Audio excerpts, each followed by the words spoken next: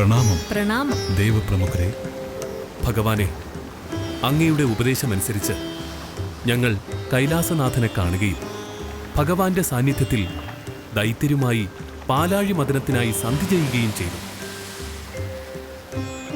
പാലാഴി മദനാനന്തരം ലഭ്യമാകുന്ന അമൃതിൽ അർദ്ധഭാഗം അസുരന്മാർക്ക് നൽകാമെന്ന് ഉറപ്പു നൽകിയ ശേഷമാണ് അവർ സന്ധിക്ക് തയ്യാറായത്. ഇന്ദ്രദേവ, പാലാഴി മഥനം സാധ്യമാകേണ്ടത് ദേവാസുര സംയോഗത്തിൽ കൂടിയാവണമെന്നത് നിയോഗമാണ്.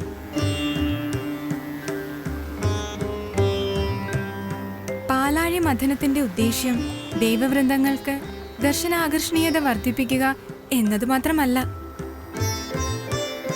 ത്രിലോകങ്ങളിൽ വന്നു ഭവിക്കേണ്ട ചില സൗഭാഗ്യ ജന്മങ്ങളുടെ ഉദയത്തിനും കൂടിയാണ്. ഭഗവാനെ, സംഭവിച്ചതെല്ലാം അങ്ങയുടെ മായ. ഇനി സംഭവിക്കാൻ പോകുന്നതും അങ്ങയുടെ മായ. ഭഗവാനെ, ഇനിയും എന്താണ് ഞങ്ങൾ പ്രവർത്തിക്കേണ്ടത്? പാലാഴി മഥനത്തിനുള്ള കാലം സമാഗതമായി. കടക്കോലായി മന്ദരപർവ്വതവും പാശമായി വാസുകിയും അനിവാര്യം. മന്ദരപർവ്വതത്തെയും വാസുകിയെയും പാൽക്കടലിൽ സന്നിഹിതമാക്കണം.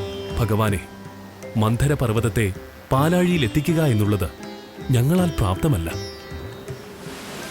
ഭഗവാനെ, 11,000 യോജന ഉയരമുണ്ട് അതിന്. അത്രയും അളവിൽ തന്നെയാണ് മന്ദരപർവ്വതം ഭൂമിയിലേക്ക് താഴ്ന്നിരിക്കുന്നത്. വാസുകിയും ഒട്ടും നിസ്സാരനല്ല. ദേവന്മാരെ, നിങ്ങൾ ഭയപ്പെടേണ്ടതില്ല.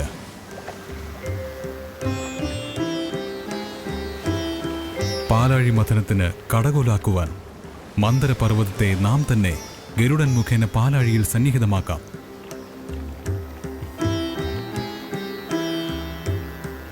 പാശമാക്കാൻ വാസുകിയെ ഭഗവാൻ പരമശിവനും എത്തിക്കും.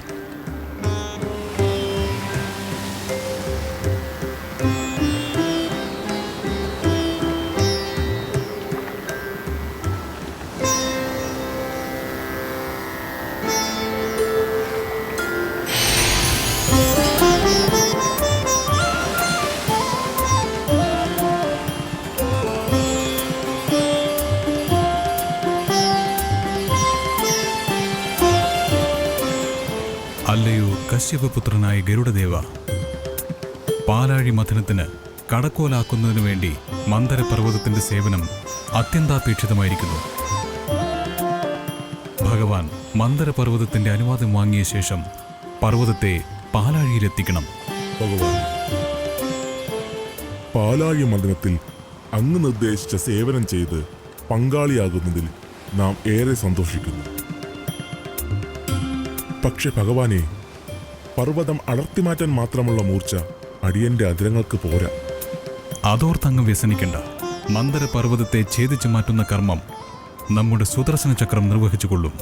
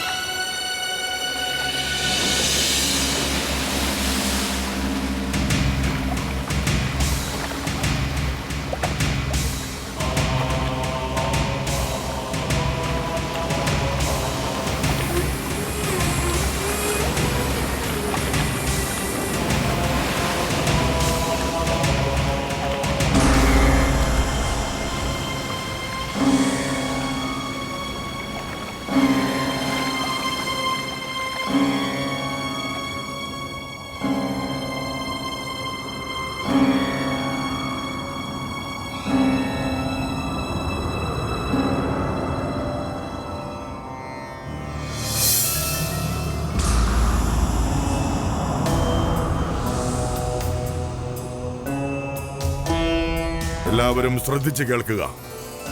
നമ്മൾ വാസുകിയുടെ തലഭാഗം പിടിച്ചാൽ മതി. ദേവന്മാർ വേണമെങ്കിൽ വാലിൽ പിടിച്ചോട്ടെ. ശരിയാ. എന്തിനും ഏതിനും അസുരന്മാരായ നമ്മൾ തന്നെയാ ദേവന്മാരെക്കാളും യോഗ്യം. അതെ, തലഭാഗം പിടിക്കാൻ സമ്മതിച്ചാൽ മാത്രമേ നമ്മൾ പാലാഴി മദനത്തിൽ പങ്കെടുക്കൂ. ശരിയാ. ലോകർ കാണുമ്പോൾ തലഭാഗം പിടിച്ചത് അസുരന്മാരാണെന്നറിഞ്ഞ് അവർ നമ്മളെ വാഴ്ത്തട്ടെ. ഇന്ദ്രദേവ, അസുരന്മാരെന്തോ ഗൂഢാലോചനയിലാണെന്ന് തോന്നുന്നു. എന്തെങ്കിലും പ്രശ്നങ്ങൾ സൃഷ്ടിക്കാനുള്ള പുറപ്പാടാണോ? വായുദേവ, അവരെ നമുക്ക് നമ്മുടെ ബുദ്ധി കൊണ്ട് പരാജയപ്പെടുത്താൻ എളുപ്പമാണ്. നമുക്ക് പ്രയോജനമില്ല എന്ന് തോന്നുന്ന കാര്യങ്ങൾ വേണമെന്ന് നമ്മൾ അവരോട് ആവശ്യപ്പെടുക. അപ്പോൾ അവരതിനായി വാശി പിടിക്കും. അപ്പോൾ നമ്മൾ അവർക്കതങ്ങ് വിട്ടുകൊടുത്തേക്കുക. ബുദ്ധിശക്തിയിൽ നമ്മളെക്കാൾ താഴ്ന്നവരായതുകൊണ്ട് അവരതങ്ങ് അംഗീകരിക്കും.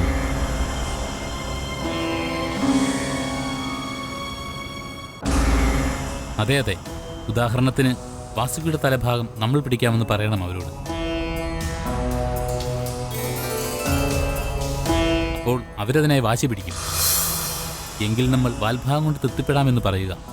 അതെ അതെ. അല്ലെങ്കിലും വാസുകിയുടെ വാൽഭാഗം പിടിക്കുന്നതാണ് ബുദ്ധി. കടച്ചിൽ മുറുകുമ്പോൾ വാസുകി തളരാനും വിഷം വമിക്കാനും സാധ്യതയുണ്ട്. വാസുകിയുടെ ശ്വാസം ഏറ്റാൽ പോലും ജീവൻ നഷ്ടപ്പെടാം. അത്രയ്ക്ക് ഉഗ്ര വിഷമാണ്. അസുരന്മാരും ഇപ്രകാരം ചിന്തിച്ചാൽ തലഭാഗം പിടിക്കാൻ അവർ സമ്മതിക്കുമോ? നമുക്ക് ശ്രമിച്ചു നോക്കാം. ബാക്കിയെല്ലാം വിധി പോലെ വരട്ടെ.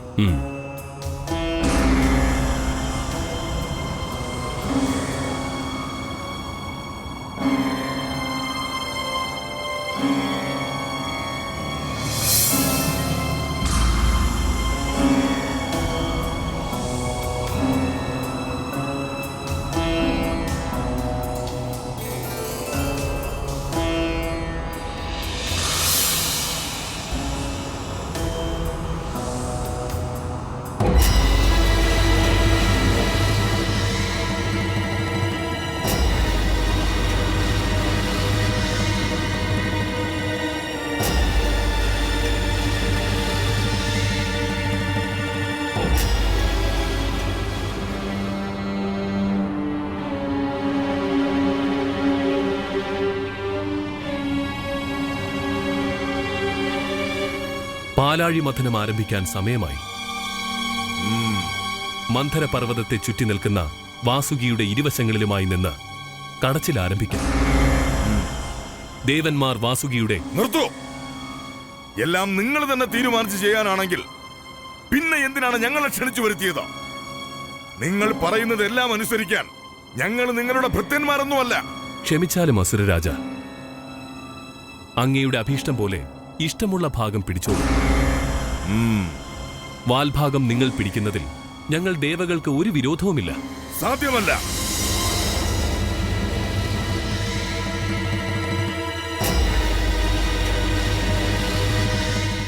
ഞങ്ങൾ അസുരന്മാർ വാസുകിയുടെ തലഭാഗം പിടിക്കുന്നതായിരിക്കും.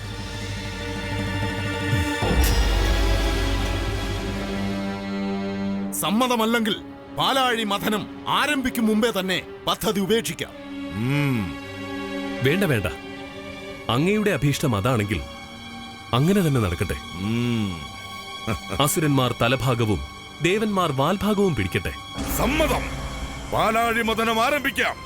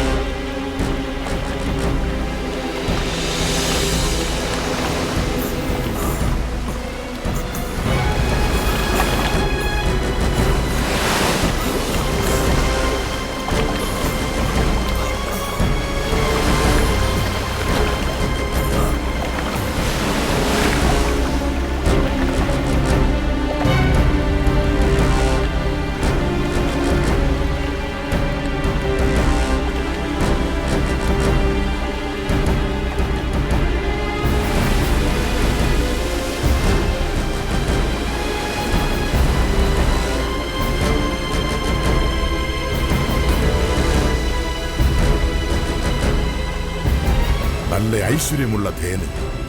അതിനെ നമുക്കെടുക്കാം. അസുരകുലത്തിന് ആവശ്യമായ ക്ഷീരം അതിന്റെ അകിടിൽ നിന്ന് തന്നെ നമുക്ക് ലഭ്യമാണ്. അരുത്. പാലാഴി മധുരത്തിൽ നിന്ന് ആദ്യം ലഭിച്ചത് ഈ കാമധേനുവാണ്. കാമധേനുവിന്റെ ക്ഷീരം യാഗത്തിനും പൂജാതി കർമ്മങ്ങൾക്കും ഉപയോഗിക്കുവാനുള്ളതാണ്. ആയതിനാൽ കാമധേനുവിനെ ഋഷിവര്യന്മാർക്കായി സമർപ്പിക്കേണ്ടതുണ്ട്.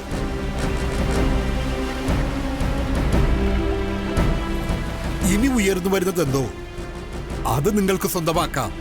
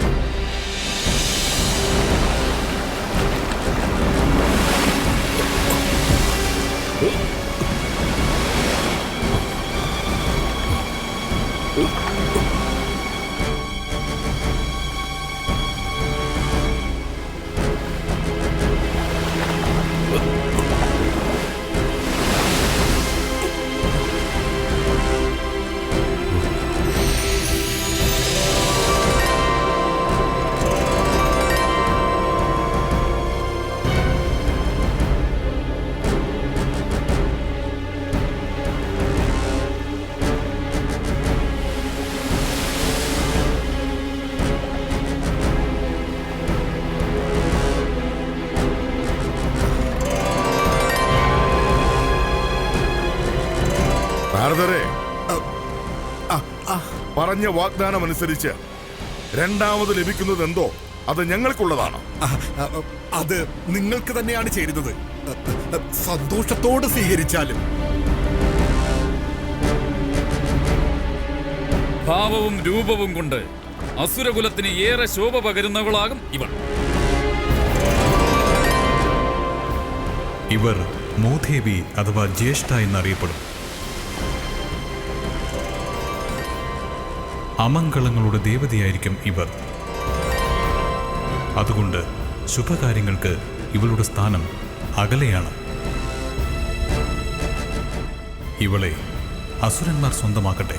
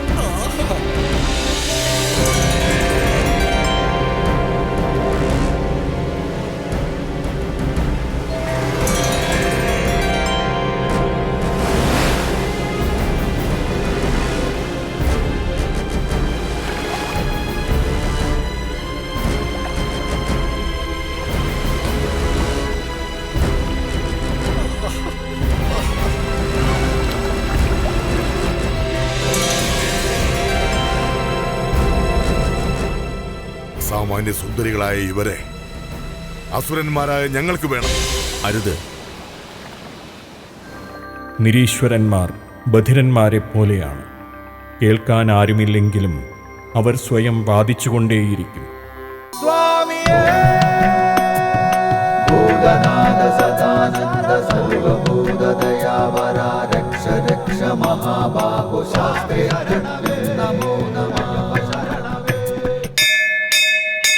ലോകവീരം മഹാപൂജ്യം സർവരക്ഷാകരം വിഭും പാർവതീ ഹൃദയാനന്ദോ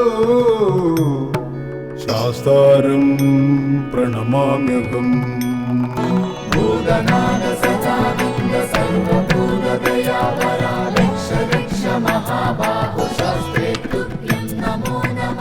വിപ്രപൂജ്യം വിശ്വവന്ദ്യം വിഷ്ണു ശംഭോ പ്രിയം സുതം ക്ഷിപ്രപ്രസാദ നിരതം ശാസ്താരം പ്രണമാമ്യഹം. മത്തമാതംഗഗമനം കാരുണ്യാമൃതപൂരിതം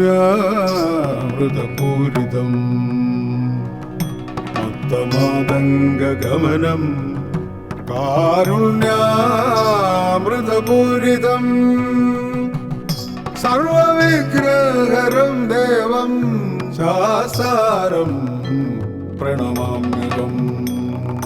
ഭൂതനാഥ സദാനന്ദ സർവഭൂതദയാവര രക്ഷ രക്ഷ മഹാബാഹു ശാസ്ത്രേ തുഭ്യം നമോ നമഃ. അസ്മത്കുലേശ്വരം ദേവം അസ്മത് ശത്രു വിനാശനം അസ്മദിഷ്ട പദാതാരോ ശാസ്താരം പ്രണമാമ്യഹം. പാണ്ഡേശവം ശതിലകം കേരളേ കേളി വിഗ്രഹം ആർത്തത്രാണവരം ദേവം ശാസ്താരം പ്രണമാമ്യഹം. ഹരിവരാസനം സ്വാമി വിശ്വമോഹനം ഹരിതീശ്വരം സ്വാമി ആരാധ്യ പാദുകം ഹരിവിമർദ്ദനം സ്വാമി നിത്യനർത്തനം ഹരിഹരാത്മജം സ്വാമി ദേവമാശ്രയേ. പഞ്ചാത്രീശ്വരമംഗളം ഹരിഹര പ്രേമകൃതി മംഗളം പിഞ്ചാലങ്കൃതമംഗളം പ്രണമതാം ചിന്താമണൈ മംഗളം. പഞ്ചസധ്വജമംഗളം ത്രിജഗദാമാധ്യപ്രഭോ മംഗളം പഞ്ചസ്തോപമംഗളം ശ്രുതിശിരോലങ്കാരസൻ